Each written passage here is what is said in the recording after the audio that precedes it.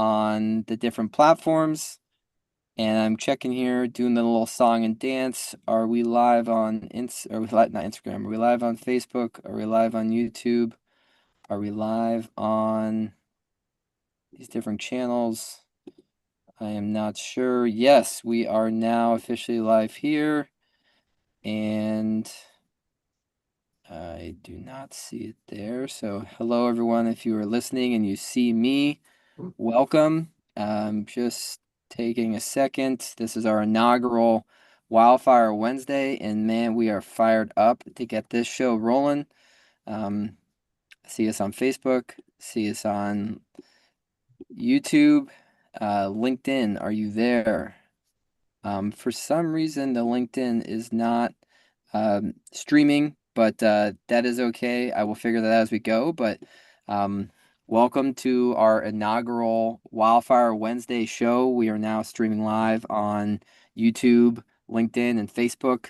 Eric and I had started a podcast for the IAFC called Heroism Behind the Flames, and kind of really diving into all different stories behind the experiences across the wildland WUI interface. And we wanted to now translate this to a weekly show, a bi-weekly show, building off some of the success that we've done with the Tech Council and looking at everything that the IFC Tech Council has done with Tech Talk Tuesday. So now we are launching Wildfire Wednesday, the second and fourth Wednesday of every month. And I'm going to be sort of your co-host here. And then I'm going to pass it over to our lead host, Eric Litzenberg, who's going to talk about what we're going to talk about today, as well as moving forward. And really excited for our guests here that Eric will introduce here in a second. But yeah, without further ado, I'll pass it over to Eric to give a little more context. And thank you all again for being here and excited for our inaugural Wildfire Wednesday show. Right on, Kevin. I was struggling with mute. I'm also struggling with bandwidth. One of the problems with working and living in the rural environment is internet, and I'm struggling with that today. So if I see our guests or Kevin waving their hands and panicking, I'll just stop talking and somebody else can pick up the ball. One of the other challenges in living in the rural environment is wildland-urban interface, wildland fires. And as Kevin said, that's what we're here to talk about today. I'm going to say really briefly, we're happy to have three really great folks on: Rich Elliot, Justin Green, Craig Doherty. They're going to give introductions to themselves in a second. I'm Eric Litzenberg, Senior Wildland Fire Advisor for IFC. As Kevin said, we've been doing the podcast for, well, we did 9 episodes. We're talking about doing some more, and we're happy to be live now. So it's been great to work with you, Kevin. Thanks for kickstarting this. Looking forward to meeting all the folks that we'll meet over time. As I said, we're talking about the wildland issue. And I think anecdotally, everyone has seen an increase in this issue and the significance it's playing in our communities and to our people over the last years in both the wildland and the wildland urban interface. You hear more stories about bad outcomes, whatever that might mean. We see more large fires on the news all over the nation, all over the world. We're all seeing it. Unfortunately, we see destruction, we see injuries and deaths that have been increasing, and many of us have experienced issues with wildland and wildland interface firsthand with larger and more destructive fires in our own jurisdictions. And at least a couple of the folks that we'll talk to today have had just that happen. And I'd imagine in the future, probably all of us can say we've had just that happen. In recent years, we've seen the escalation with examples like the Marshall Fire in Colorado, which was in the middle of winter in Colorado, Lahaina Fire in Maui, recently fires in New York and New Jersey that were making national news. And in the Southeast, we see it frequently. And probably most recently, the one that we've all paid attention to is what happened in LA. So we know anecdotally things are getting worse. What do the statistics say? Well, I pulled them from 2 sources just quickly to frame this. National Interagency Fire Center, which is really a federal system. They collect data through federal partners, and they collect the data that comes through the federal system from the state and local partners, but it's probably pretty largely underrepresented. Well, they say year to date, 2025, middle of the year now, we've got 37,000 fires, 2+ million acres have burned, slightly below the average to date. So, we've been a little bit slow this year. We shouldn't expect that to continue. It's a 10-year average, 62,000 fires a year, 7+ million acres. Lots of burning going on. 5-year average in spending, according to National Interagency Fire Center, is $3 billion per year. And that is also rising. And keep in mind, that is spending, not loss. Let's talk about loss for a second. The National Bureau of Economic Research reports, and this is an estimate, somewhere between 400 and 900 billion dollars in loss. So this is a significant issue. This is something that's plaguing us. It's affecting us all over the place. U.S. Fire Administration also collects stats that maybe give state and local data a little bit better than the Interagency Fire Center, but we're not certain that its acuity is what we need. NARIS has now come into place, which really it's really promising. We're going to be able to collect better data on what does this fire situation look like at the state and local level, in addition to the national level. While we see these wildland statistics, it's really the urban interface we're concerned about. It's that place where forest and the brush meets our communities, it meets our infrastructure, it meets our people. Eaton and Palisades, the LA fires 2025, great example. We saw, geez, I'm looking at stats here. I think it was 30 deaths, 16,000 structures, and $26 billion in damage, which makes it the costliest fire in history. In fact, 9 of the 10 costliest fires in US history have happened since 2017. So we're talking about a significant issue. I'm going to leave my intro with a quote that I got from Kimmy Barrett, works at Headwaters Economics. They do some really great research on what's happening in the urban interface. Here's the quote. The problem was initially defined by the wildland fire community as a fire control problem complicated by encroaching houses. It would be more effective to define the situation as a fire-prone and fire-requiring landscape complicated by an ever-expanding urban scene. So this is what we're dealing with. There's an intro. It probably went too long. I now want to introduce our guests or have them introduce themselves. Craig, I'm going to start with you since you're doing this from a car. If you tell us just really briefly your background, sort of the scope of work that you're doing, what has you in a car right now, and we'd love to have your intro. So Craig, go ahead.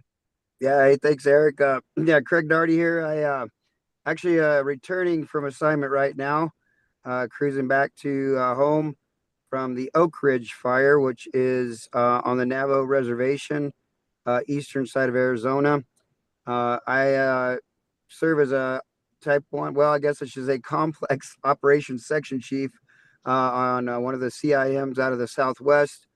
Been on that team now for 20 years. We were one of the legacy type 1 teams. Worked my way up through the system through 35 years of fire service. A little bit about my background. Retired as a fire chief in the Four Corners region of New Mexico, which is just really across the border from the Oak Ridge fire. And work close with the group here on the screen with you in our Wildland Fire Policy Committee with the International Association of Fire Chiefs. And looking forward to visiting with folks today and being on this panel with some of my esteemed colleagues. Craig, because you said it, could you describe what you mean by complex incident management team for those who don't know? I don't think I did. Yeah, so we go in, take over some of the more complex incidents in the United States, travel all over the country, going from incident to incident when needed, when local capacity is overwhelmed, which this fire, the Oak Ridge fire, was in the end of being just shy of 11,000 acres. But when we got there, it was about 2,000 to 3,000 acres and expanding rapidly. It had escaped the initial attack capabilities. They brought in a little bit next level of organization of type 3, and it exceeded their capabilities. So then we bring in our team composed of about 85 people filling all kinds of roles, from logistics to plans, to finance, and then obviously in the operations shop and air operations, and then our incident command staff there with the PIO shop and safety and liaisons, and everybody hits the ground running, just trying to solve all the challenges at each section, and command and general staff position is required to put the fire to bed and stabilize the incident, and then support all the responders on the ground, keep the public informed. Quite a machine when it gets up to full speed, and in obvious ICS fashion, it expands or contracts as needed. Yeah, and just to be clear, Greg, you're talking about the group that's managing the fire, the communications, the public, the decisions around evacuation and operations. But then you add to that another 1,000 people or however many that are doing the operations, the suppression workforce. So you're really like the administration that's coming in, the decision Yep. makers. And I'm going to get to, don't worry, Justin, Rich, we're coming to you in a second. But Craig, how long were you on this fire? And on average year, how many days are you away from home to do this work? So we just spent the last 10 days on this fire. I've been out 28 days, I think, this year, somewhere in there, 25 to 28 days. I've lost track already. Most years we're running anywhere from 65. I think the highest I've run since I retired, I've been retired 5 years now. I think I ran 85 days a few years ago with a busy fire season. This year's kind of setting up to probably be similar to that. Kind of seeing what's going on in the rest of the country in the West here. So yeah, probably the slowest year I've had since retirement in the last 5 years. I think I did 48 days out, I think was my slow year. So yeah, Impressive, out man. and about. Yep, a lot of time on the road, a lot of time interacting with the public in these situations, and yeah, good times Yeah, though, good people, and yeah. And good Eric, challenges. one thing just to the we have about cumulative of like 16 people watching live across Facebook, LinkedIn, and YouTube. So that is more than zero. So we are already winning. I just want to encourage you, if you've got questions, if you've got comments, fire them in the chat. And as we continue to go, I will be monitoring them and pass them there. So Facebook, LinkedIn, YouTube, please fire up the chat and we will get your questions answered. So back Thanks, to you. Kevin. To the 16 of you watching, thank you. Tell each of you tell 10 of your friends this is worthwhile. And next time we'll have, more than 16. We were pretty pumped to get more than zero. So right on. Craig, thanks, man. I tell Craig frequently I'm impressed that he's able to do that and keep his family happy, but he somehow is. So thanks for what you do. Rich, That Rich, why don't you talk about yourself for a second? Rich Elliot, I'm really honored to be here talking to you and to work with the people that you guys see on the screen. I've been a member of the Wildfire Policy Committee with the IAFC for upwards of about 10 years now. I did spend 3 of that as the chair, which allowed me to sit on WIFLIC, which is a mostly a federal group that coordinates the federal, state, and local efforts towards our national cohesive strategy. And so I kind of have that perspective. I just recently retired after 38 years in the fire service. I'm actually now running a 911 center, which is interesting in and of itself. I too am a member, operations section chief, and safety officer on incident management teams, although I spend most of my time on the type 3 teams. So those are mostly in-state responses, 15 days and less. And I focus on emergency management in my job, community risk reduction, and sort of communicating to the public how we need to potentially change our expectations around wildfire. I do work actively in our state, sort of coordinating those efforts and trying to streamline the relationship between local and state agencies. And then finally, a little bit unique to my role, I actually sit on city council and I'm currently the mayor in a community in central Washington, which is a fire prone area.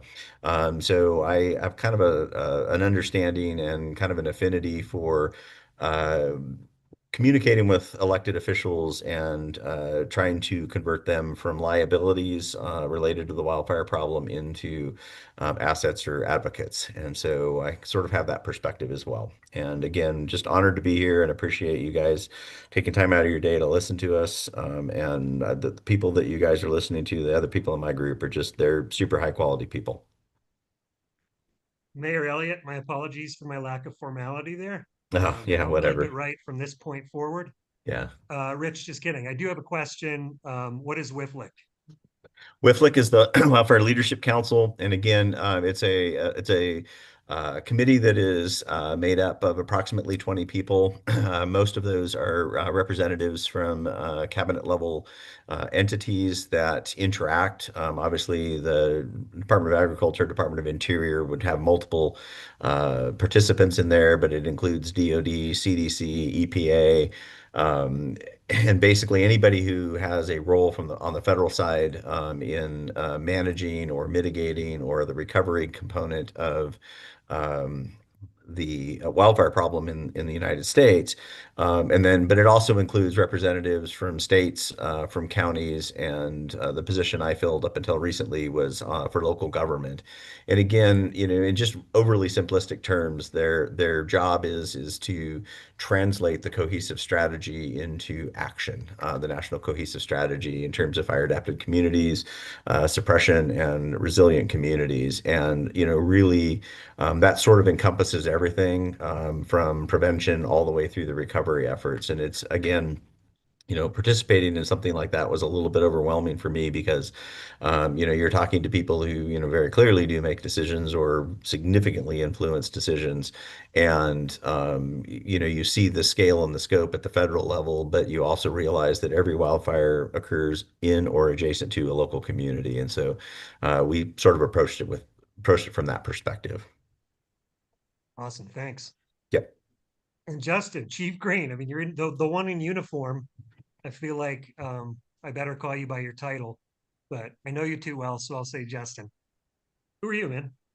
So, I think it started back in the 1900s when I was AD, or administratively determined firefighter, for the GW Jeff Forest here in Virginia. It's part of the Lee long shots because it was a long shot that we'd ever actually get to do anything.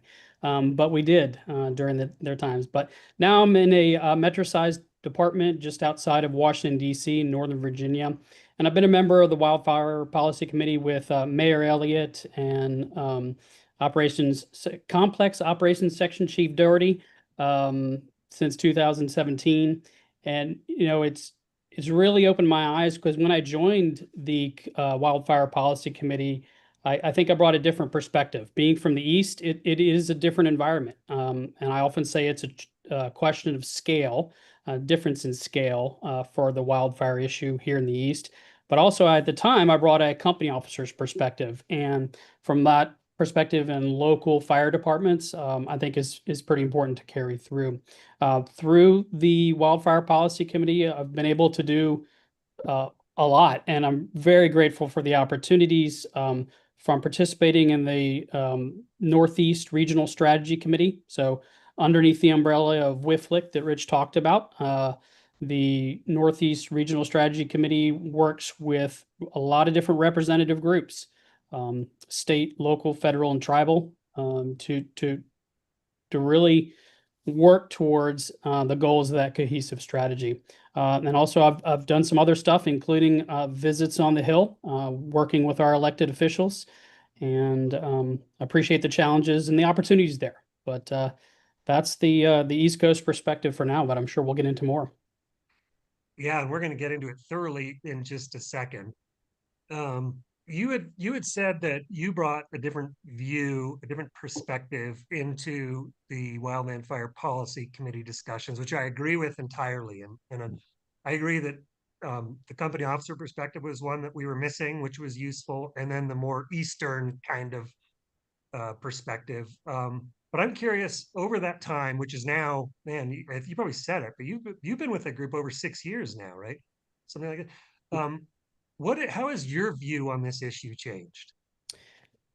So I think it really started for me in 2017. Just a real quick short story. I was on vacation with my family in the Jersey Shore. I was headed down the Garden State Parkway towards the Jersey Shore, and there was a big column of smoke in the sky. And me being who I am, a little interested in those sort of things, so I asked a family member to Google New Jersey wildfire because I thought that's what it was. Spoiler alert, it wasn't. However, the top Google result during that search was really profound for me because I ended up using it in a number of different presentations on wildfire. And the dynamic really shifted for me when the result brought up a video. It was a fantastic video, and the point of the video was the next most impactful wildfire disaster in the United States would occur in New Jersey, in the New Jersey Pine Barren. And we've seen that play out here recently. Maybe not the most destructive, but the most significant wildfire for New Jersey. But the point of me telling the story and using it in presentations is, do you know who did that presentation? It was a national publication. It wasn't the New York Times, wasn't the Wall Street Journal. It was Rolling Stone. So if a national publication dedicated to music is talking about wildfire, that's a pretty clue that this affects all of us, regardless of where you are in the country. It's a question of scale, and all wildfire is local, kind of like all politics is local. So I've seen that change a little bit in increasing levels of awareness throughout the country, and it's not just a Western problem. We started with it's not just a fire season, it's a fire year. And that increasing awareness has moved further east. We still have a lot of work to do. Understand that, man. Thank you. So we started to sort of explore here with what you just said, Justin. You talked some about the national wildland issue. Of course, I gave some stats. You got some stories, and then you talked a little bit of a regional look.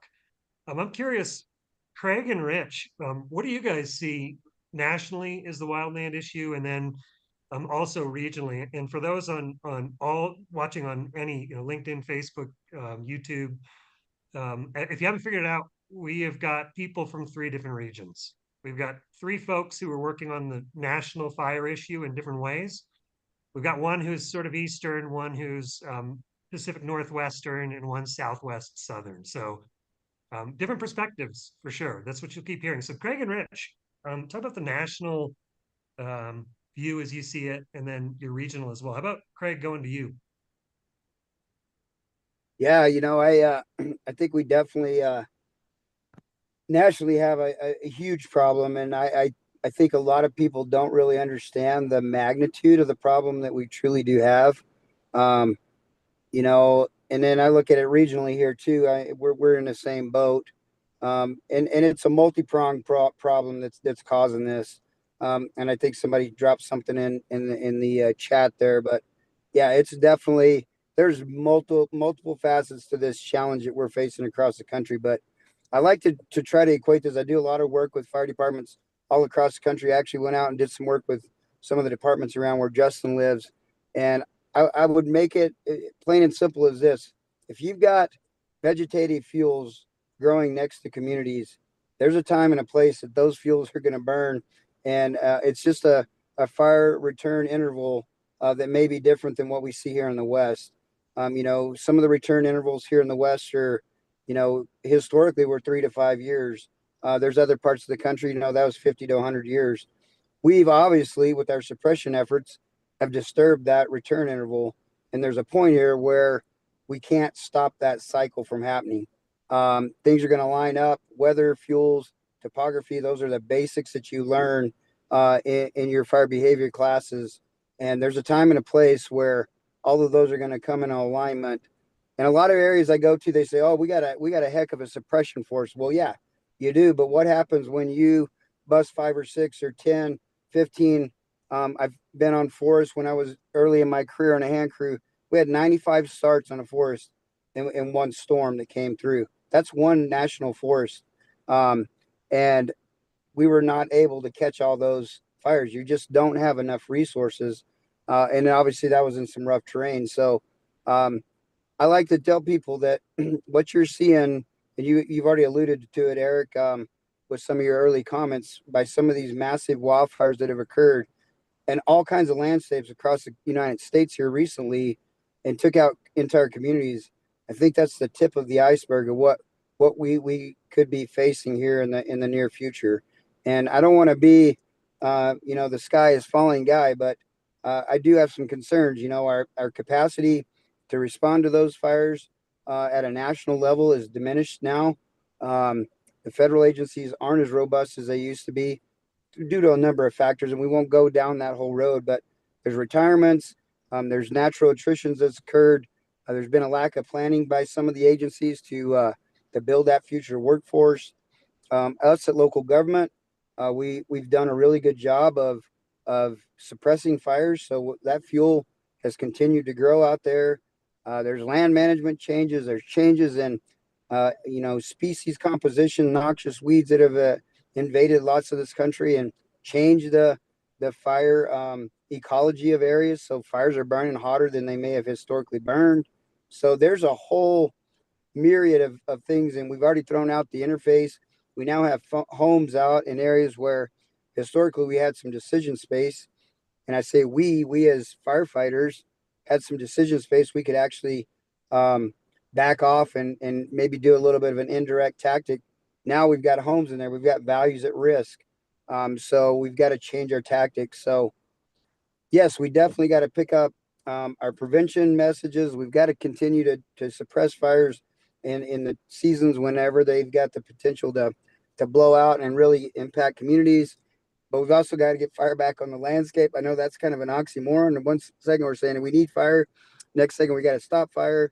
But it's all about the type of fire that's on the landscape. And catastrophic wildfire, we were trying to prevent that, but we need some nice cleansing fire on the landscape that was here before we were here. So with that, I'll let Rich jump in and tag in anything that I might have missed there. I kind of just did a little verbal vomit there, trying to throw out all the thoughts that are in my head. All right, thanks, Craig. And yeah, you touched on a lot of the areas, and I think that what's important for the maybe not our listening audience because I'm guessing they're engaged, but we need to change the narrative amongst our communities and across our entire country. Fire is not bad, and Craig alluded to it. It's sort of when, it's where. And prescribed fire is a massive tool that we need to reintroduce into many communities. And our tolerance for smoke needs to be tempered with the idea that we're going to have wildfire smoke. It's whether or not we want people, houses, and infrastructure mixed into that smoke, i.e., it's carcinogenic and you can't control the intensity and the size, or do you want to allow for some smoke in the months where that's inappropriate or the appropriate times? And that's a piece of the puzzle. But um, what we often hear in the politics of our country and at the time right now is everybody wants to blame everybody. And here's what I'm going to tell you. We're responsible for this problem. Our parents, our grandparents, and their parents were responsible for that. We made choices, and those choices have turned out long term to not necessarily be the best choices. We need beneficial fire on the ground. Sometimes that's naturally started, sometimes that's planned. And the public needs to have some tolerance, and you also need to understand that fires sometimes get away from us. Um, the cost of living, public health, risk to infrastructure, all of those things are, severely impacted right now, and it's going to get worse in my lifetime. I came into this thinking, I'd like to make a change, and the change would be for my kids. I've given up on that. I'm not going to change it for my kids. I have a couple of grandkids. I hope by the end of my time that we've contributed to something that begins to bend the curve back and sort of reintroduce appropriate logging, appropriate grazing, industry. Private industry is going to need to be a piece of this, that we have communities that understand why you need to have prescribed fire and prescribed fire smoke, and that there are ways to manage those risks. And we also need, kind of on the other side of the political spectrum, we need people to understand that, private property rights are important in this country, but there are places you shouldn't build houses and you shouldn't build roads, and we shouldn't put people in recreation activities certain times of the year. And it ends up killing firefighters. Because we take a higher level of risk when there's people in the way, and you just can't convince people that, hey, this is not the right time for you to be here. So the problem is getting worse. It is getting more complex. We're not going to change that. And in the short term, in the long term, we can if we commit. And it's going to take a multifaceted approach, and it's going to take compromise and by everybody in this country to change it. And if we don't, we'll continue to suffer the consequences and just hand these problems on to the next generation. Awesome, you guys. Great perspectives. Rich, I'm going to come back to you with this question we saw on Facebook because I think you're a perfect person to start the answer to it. But I want to talk about something that a few of you have said, and you just said it, about bending the curve. If you go back to the statistics I was talking about in the intro, we talked about the number of acres per year, the number of fires per year. But the curve that we talk about is it's an exponential curve called a J curve, which exists in everything that's really a natural environment. We heard it a bunch in COVID, trying to bend the curve. And it's the same in wildland response. And if you look at like over the last few years, we're starting to get back into this era, the era of mega fires that some people say, where fires are now starting to reach 1 million acres again, which they were back in the early 1900s, late 1800s. And they were historically. Everyone here has talked a little bit about needing to get fire back on the landscape. We're supposed to have fire. And unfortunately, when it starts to get really huge, and it starts to affect our people in our communities, then we get worried. And so, 100 years ago, we got worried. We started to do a bunch of things differently. Well, we're getting back into the J curve has started to exponentially rise again. And our job is to figure out a way to bend that curve so the effect isn't as significant on our communities and on our people and on our investments as it's becoming. And that's the challenge that we're all up against. So, Rich, coming back to you here. The question from Facebook, it starts with saying it seems like an endless battle between prevention and response, which, just so we're all clear, that's not unique to wildland. That's what all of us in emergency response are dealing with public health, with EMS investments, with suppression or codes in the structured environment versus putting more fire trucks and more firefighters on the street. It's simply like all of us as leaders have been meeting as a challenge, getting our folks who come in wanting to kick down doors and save babies, and getting them to understand that you can probably save more lives by checking batteries and smoke detectors and stuff like that. There's this battle that's going on and exists in wildland too. And so the question is that it shouldn't be an or conversation. You're either suppressing or you're preventing. It should be an and. And I know all three of us have pieces on this, but Rich, you bring not only the perspective of a recently retired chief fire leader, of somebody who's worked on this question in WIFLIC at the national level, but also as a mayor who theoretically is making community decisions on where to invest. So how do you suggest leaders such as you continue to drive the dialogue around the investment into both suppression and prevention? And I guess I would just add, and I think it's probably implied, but the prevention component and mitigation are so closely tied. And I think, in overly simplistic terms, the idea of community risk reduction, where you do an actual real-time assessment of your community's risks and take a look at them and understand the implications of what those risks are. It has to do with frequency, likelihood that this is going to occur, how big are those windows when you're going to have really intense wildfires as it relates to wildfire. And I don't think there are many communities that are 100% immune, but there's obviously a scale from, very high risk to relatively low risk. But again, I think we need to look at it from the perspective that there are pockets, even in highly urbanized area, where having skill sets and some capabilities for wildland fire are perfectly appropriate and in the best interest for safety. So I look at it from the perspective that I would like to challenge elected officials and I would like to challenge appointed officials to be advocates for this, that, you have to do it tactfully. You have to be factual in your presentation, but objective community risk assessment and then designing programs that have actual metrics to create a return on investment. Those are the ways that you get elected officials to commit resources. And, there is low-hanging fruit in every community, and it might not be wildfire is the easiest thing to do, but in many communities it probably is.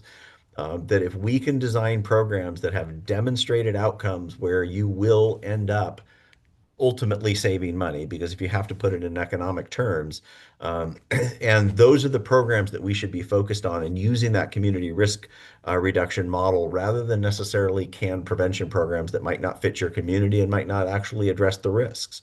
So I would really focus on that.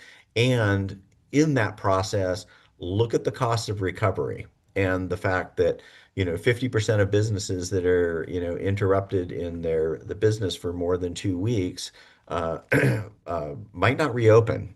In many communities, they will not reopen, and so a wildfire can interrupt business for 2 weeks very easily, can damage infrastructure, can damage the physical plant, and suddenly your community doesn't have that economic base that it once had. We see tourist, activities, which are big business in many communities, as in mine. They're negatively impacted by wildfire. We have to shut things down. We have to limit fire activity, or we have air quality that is just simply unhealthy. And so I think if you can make that tie, to the people who are making decisions about budget allocations, that this is an investment that will return and will produce long-term, either, insulate our revenue sources or potentially offset some costs in the future. That's the way you get your foot in the door. And then, as you start to get to things that have less defined return on investment, it gets a little bit more complicated. That's another discussion. That's great info. So this is an open question to all three of you. If the premise is that an elected official like Rich, which isn't fair because Rich also knows the issue, so he's biased. But if an elected official like Rich needs to be persuaded, stories do it, and clearly data does it, and then comparisons. Put it in the frame it in a way that whatever that elected official cares about, you're speaking to, I guess. And Rich had talked about sort of recovery costs or effects on community, whatever it is. Are there tools that can help us tell that story? Like I know IFC has a Ready, Set, Go program, which helps with some of those communicate. But do you guys know, have you seen other ways that either you have helped sway elected officials to make decisions on this and or proposition or on any decision that could benefit others? Have you seen tools or have you used them? Kevin just relayed a point, and I'll shut up on this, but he just relayed a point about recency. Finding communities that have similar characteristics and having the elected officials and or the appointed officials have conversations with their peers in similar entity, and the fire problem is spreading back across the US into areas where it hasn't been recognized in recent times. So I think that idea that you can look at kind of a comparable community and look what they went through and go, oh, this could happen here. I'll shut up because I've been talking a lot. So I think Justin or Craig may have good input. Let me dive in on that one, because this is a passion project of mine. Hopefully I didn't freeze up. We can still hear you. We hear your We can hear audio, you. but the Okay. video, you're back. You're back. Gotcha. All right. Thank you. So this is a passion of mine here recently. Just to really expand on what Rich said, you have to use, and one of the most successful things that I've found in using is what the fire service is absolutely wonderful at, and that's storytelling. We have to tell those stories in an impactful way to our community members, to our community leaders, elected officials, etc. And it really brought home for me when I was able to do the staff ride at the Marshall Fire, and was able to bring that back in a story map format to really point out that it can happen here, even in Loudoun County, where it's like 1,000% humidity out right now. It can happen here, and I think that the strength of our storytelling abilities. And then I'm going to go back to something that I learned long ago from somebody very, very wise and very smart, who has the least amount of hair of anyone on this thing today, is gentle pressure relentlessly applied. If thankfully we're recording this, so go back and listen to what Rich just said as things to do, things to think about, and that gentle pressure relentlessly applied to your elected official, community members, community leaders is how you get over the recency effect, and it's how you continue to drive that dialogue about prevention and response.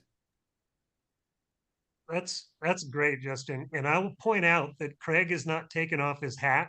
It's totally conceivable that he has less hair than anybody else on this. Wrong. Just exposed it. Yeah, that is certainly the way we do a lot of business, Justin. And actually, so the question that Rich brought up, which Justin was just adding to, is about recency effect. And that is, if you're in a fire affected community and you have fire that affects you, it's really easy to get influence, to make things happen. And that maybe wanes over time as that, the trauma goes away, as it were. It's no different for I mean, you're a great example, Justin, in the DC area. You all don't have a whole lot of experience with direct impacts, other than maybe a lot of smoke effects during the significant Canadian or northern fire seasons. You don't have the direct impacts that are recent, if at all, for the people who are in making decisions. So you're constantly dealing with how do you tell your story when this hasn't happened to them directly. And smoke, I know you've used it. I know I've used it when I've been speaking in Congress. smoke is one of the ways to do that. We've got eastern smoke impacts all summer. I also wonder, Craig, you're going all over the nation doing this incident management stuff. Do you all as incident management teams, your communication folks, and you as operations, do you try to use the opportunity to speak to communities about, we're here suppressing, but let's talk about what happens when we leave, and let's talk about what happens, so we don't come back. Is that something you guys Yeah, do? more than anything, because we're trying to spread a positive message, we try to grab onto some of those opportunities when the local community had done their work ahead of time, and we were able to actually tie into maybe a fuel break that they had used, set us up for success, and we try to really highlight that type of stuff. It's kind of hard when you go into a community, it's already slicked off a corner of the community or a chunk of the community to try to get that. But we try to drop some messages in there, especially when we're working, with the local fire department. They're usually brought in as part of our public meetings because we want to have them shoulder to shoulder with us. We're basically representing them. We're there helping them. So they usually have that opportunity, to really tag into that and say, hey, this is a great reminder as a community. We've got to do our part. And, just to add on to some of that too, I was thinking about how to answer the question that was in the chat there. I think it takes some real leadership as well from chiefs to really stay on message, stay on task with their messaging, not only with their public and their constituents, but with their elected officials. And I know that's hard. I mean, a lot of communities, like we say, that return interval on these wildfires is really spread apart. So they're trying to get a lot of those messages out for all the things they deal with, whether that's structure fires or rescues or hazmat, whatever their issues are. But I think we as leaders, and we have to have a little bit of vulnerability with our public and our elected leaders as well, to say, look, a lot of times we say we need more money to do this or that. We need more engines, or we need this or that. I think we need to be a little bit more vulnerable at times and say, look, hey community, we're trying to protect you, but in the case of a Marshall fire or a Palisades fire, we do not have the resources to put a truck in front of every house that's in this community. We're asking for money on this bond or this funding mechanism, whatever the funding mechanism is in your community, to do the everyday work that we do for you, to have an engine or to show up to a structure fire, or if there's a medical call. But if there's a massive wildfire that burns into this community, we do not have the ability to protect you, and you have to step up and help us help you by doing your part and mitigating your home, making your homes more fire hardened. And we got to be a little bit more honest in that message. And I think we're not very good at that as a fire service, because we want to show the public, hey, we got your back. Well, we got your back 99% of the time, but that 1% of the time when the wind's blowing 100 miles per hour in this community and we've got multiple wildfires starting, we will not be able to protect you. And that's where you've got to come in and help us. Rich. Hey, I guess I'd just like to add something too. One of the things that I live in a rural community where development is a big piece of the economy, mostly for second and third homes from the Seattle area. And one of the things that we struggle with here is, this argument that, you're driving up the cost of development, which impacts the economy or potentially makes a affordable housing impact. And the reality is that if you don't build things correctly, in other words, the codes need to match your community's risk. And if you don't enforce those codes, what you end up with is a built environment that's a liability rather than an asset. And the concept is, I think everybody would want, whatever type of development's going on in their community to add to the community, not only today, but 10 years from now and 50 years from now. And unfortunately, the only person that benefits from relaxation of codes is the original property developer slash builder, because they're going to make the profit. From that point forward, it costs every successive owner of the property, it costs them more to insure it. Their cost of ownership goes up.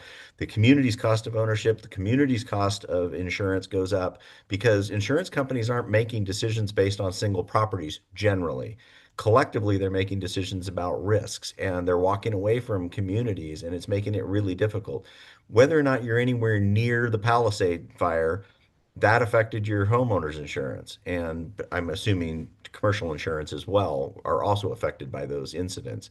And so we need to recognize that this is a shared risk and that as communities, if we make decisions to have the developers do it right and give the firefighters an opportunity, if the prevention and the mitigation efforts, well, the prevention efforts fail and a fire starts, the mitigation and developing correctly, which is part of the mitigation effort, will allow us to control the fires. And most fires, or most of the acreage, will be beneficial fire.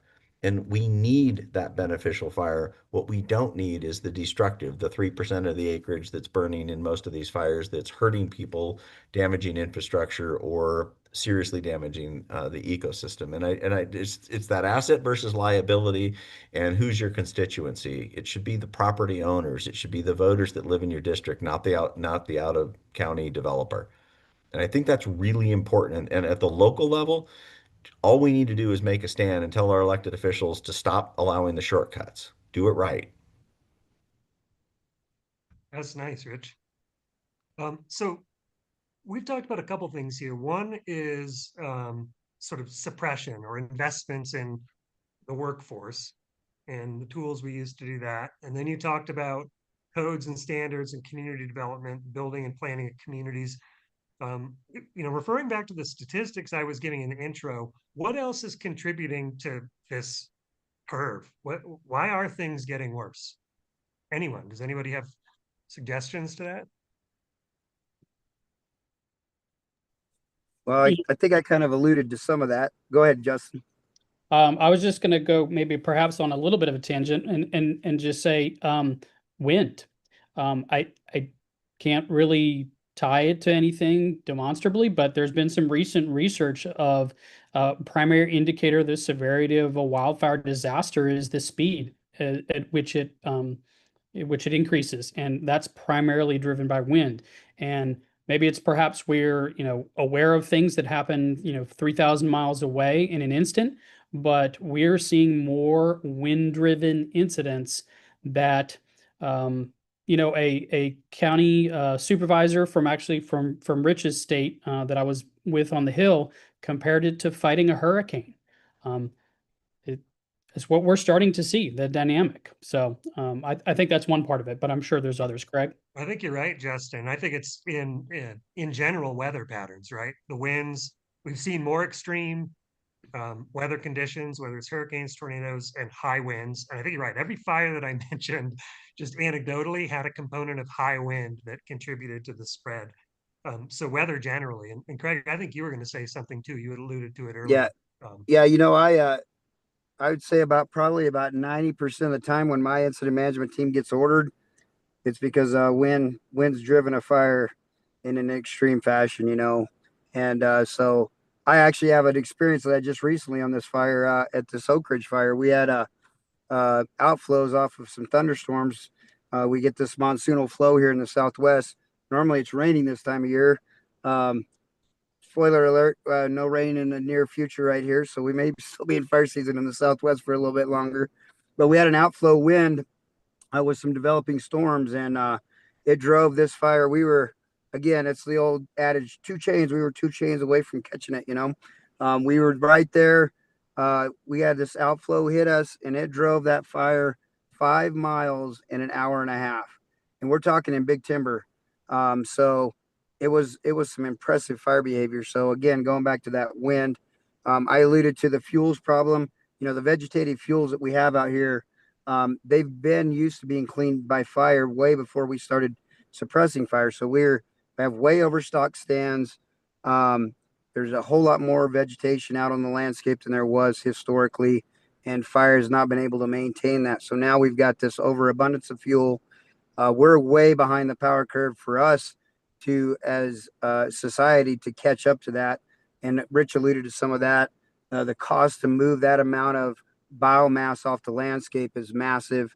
Until we can find some ways that pays for itself, those are going to be challenges. And somebody asked what invasive species are affecting fires. So here in the West, we've been dealing with cheatgrass for years. Invasive species that came out of Southeast Asia, I believe. It's basically blanketed the Great Basin, Western United States. First fuel to green up, if you will, so it outcompetes some of the native grasses. And then it dries out very quick. It's very fire adapted. If you see fire in a cheatgrass type, it takes, you put a little bit of breeze on that. Let's just say 5 or 10 mile per hour breeze. You can cover some ground that most people just cannot fathom. You definitely can't outrun it. Sometimes you can't even outrun it in a truck when you add higher wind components. It is explosive. It's like gasoline, high surface area, and it turns to just a straw color, and it's very, very, very flammable. Here in the desert Southwest, you go down into the Sonoran landscape, where we got the saguaro cactuses in Arizona. That's a landscape that never burned. It was desert, dirt between cactuses and the few mesquite trees and different things. Now there's a invasive grass down there called red brome. Same story, came out of Southeast Asia, and it has taken over that landscape. And now we've got a fire ecosystem where there was never a fire ecosystem. You go down into the south, into the swamps. You got Melaleuca that was introduced to drain the swamps. You got, I can't remember the other one, Tai. There's a bunch of those down there that are non-natives that have also changed fire regimes. So that's what I'm talking about. There's fuel loading that's never been around in some of these areas historically, and now fire is traveling across those ecosystems at an alarming rate. And then it gets into the native vegetation that's also overstocked, and now we've got challenges in suppression. I think a lot of people struggle to understand, hey, why can't you guys just stop those fires out west? Just go put water on them. Well, easy, and that's a easy enough question, but I like to equate it for those in the structure world. These fires are reaching our flashover way before we ever get there, and multiple flashovers are occurring. When we're trying to make those initial attacks, and those fires are starting to spot. We've had spots now on some of the fires I've been on 4.5 miles out in advance of itself. Obviously, that's extreme fire behavior. You start thinking about trying to build a plan as an ops chief. Oh yeah, hey, we're going to grab this road here. We're going to stop this. And now all of a sudden you got fire 4.5 miles over your line in a different part of the landscape. It completely changes the dynamic. So that's the reason we're having heck with these fires out west, trying to stop them, trying to get control of them, because when Mother Nature takes over, it's a whole different ballgame. Awesome answer to that invasive bit. Okay, so answering another question or asking another question. This is to anyone. And Rich, I see you put an answer into the chat, but what are the basic fundamental community risk reduction practices to follow within the WUI environment? And there's a lot to answer on that question. So maybe somebody could point to a place where somebody get that answer. And then any examples of success stories of retrofitting or rebuilt into a fire safe community. Rich, since you put in the chat, Yeah, do you so want to so I offered, and I guess I would, start and stop this conversation with the concepts surrounding community risk reduction programs, which, are an outgrowth, or I think a significant step forward over some of the previous prevention and mitigation efforts. And that's, you know, take an objective look at what your community's risks really are. And because sometimes the emotional response is or the anecdotal response is different than what the actual terrain or frequent you want to gather all of this data and objectively look at it. And if you want to talk about a place where AI probably has a very safe application. There are tools out there that can help model and tell you where your risks are. And fairly accurately, we're finding out that modeling is very accurate and the costs are coming down. And so as a community, I think it is really, imperative that, you push, for those sort of objective evaluations of risk, and then look for programs that have demonstrable outcomes that actually produce a return on investment. And I know I'm talking very, sort of broadly about these concepts, but for a long time, we've been, in the structural fire world, we've had these programs, stop, drop, and roll, and, don't pick up matches, and, how to use 911 and all those things. But we didn't really measure outcomes. And sometimes that messaging is spot on and is probably doing exactly what we want it to do. But sometimes we've actually found out that it didn't. And I would tell you that some of the messaging related to wildland fire suppression efforts in particular over the last 115, 120 years have actually contributed to us being where we're at. They were well intentioned, but in retrospect, I don't think anybody stopped to take a look at what the outcome was going to be. It's complicated by how we forested and replanted and actual climate change and development patterns. So it's not just the suppression effort, but the suppression piece is part of it. We shouldn't put all the fires out. And we're going to have to accept the fact that fires are going to do some damage because of where we're at. And so that's what I would start with. All right, that's pretty complete. Greg, Justin, anything you wanted to add to that? Yeah, I'll Yeah, just I was just say Smokey was the greatest ad campaign really that's ever existed. I mean, you could almost tell any kid in the country to finish the slogan, and they're gonna know Smokey Bear. Only you can prevent forest fires. Go ahead, Justin. I was just going to real quick, a couple bullet points on the fundamental basic CR best practices. I'd look to cohesive strategy that provides the roadmap. You have to build those relationships because there's no one solution. Rich and Craig have talked about a lot, but it is going to be a collective effort. Building those relationships and having those honest conversations about capacity. Sure, you can do a house fire. You can do two house fires. Can you do 12? That honest conversation. And then the last question up there about room to act in the natural environment. Yes, there always will be for sure. But on the Hill, I had a question from a staffer of what do you think caused the Palisades fire? Because I heard it was forest mismanagement. And that kind of took me back. And while there is room for conversation on forest management, in 1973, we were killing over 6,000 people in residential fires or in building fires. And then we had the Americas burning, and we reduced that to under 3,000. We've had a lot of success inside the house.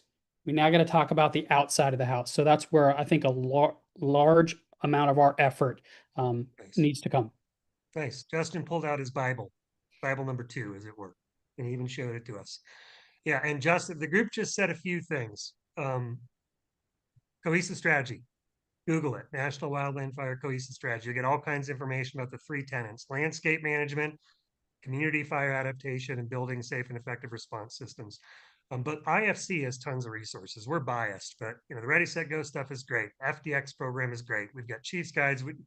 And plain and simple, we got networks. We have ways you can contact people like Craig and Justin and Rich and ask these questions. So great questions. And keep in mind, everyone's looking at this urban conflagration thing that's starting to happen and understanding it's different than wildland. It's different than wildland urban interface. And we're all in this together and figuring that out. All right, Yeah, so 30 seconds or IBHS. less. Go ahead, Greg. Yeah, IBHS Wildfire Prepared Home, another great tool. Great And they're tool. doing a lot of great research. Great tool. 30 seconds or less. What's the future here? What's going to happen to wildland fire? What needs to change? I know it's hard, 30 seconds or less, but Craig, what do you think? Boy, we got a long ways to go, folks. It's going to get scary before it gets better. We got a lot of work to do in the woods, a lot of mitigation work, got a lot of education with the public. We've got to build our capacity on the suppression side of the house and the prescribed fire. Those folks fill both roles. We're way behind the 8 ball. We got a lot of catching up to do. Local government's going to be a big player in that in the future, I believe. And yeah, we need more folks that want to come out and travel out on incident management teams with me. Look me up. We'll get you hooked up. Deal. Justin. So 2 things. Get out in your community, build those relationships. That is the key. It's no one solution. It requires collective effort. And the second thing is it's very easy to be distracted by the current situation in the federal system, in the federal government. But now is the time for local governments and local fire departments to shine and to get in and to contribute to the system at a national level. Nice, Justin. Rich. Accept that this is an issue in every community. It's not sexy to preach mitigation and prevention, but we owe it to successive generations to start this moving back in the right direction. And anything less than that, we have ourselves to blame. Spoken like a mayor, but a very knowledgeable one. Justin, Craig, Rich, you guys are awesome. Thanks for joining us. Thanks also to those of you online. Kevin, closing comments, and I'm out.